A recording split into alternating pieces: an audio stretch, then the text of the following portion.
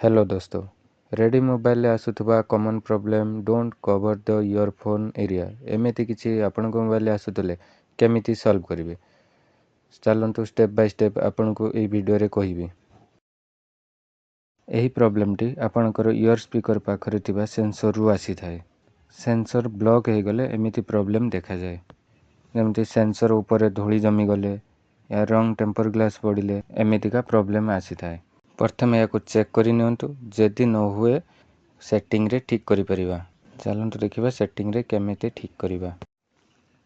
Setting को open करिबा, तापर lock screen,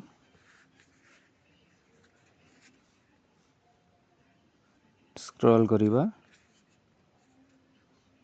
pocket mode of करि देबा। प्रॉब्लम टी सॉल्व हो जिवो। देखंतु प्रॉब्लम टी सॉल्व हो जाइए।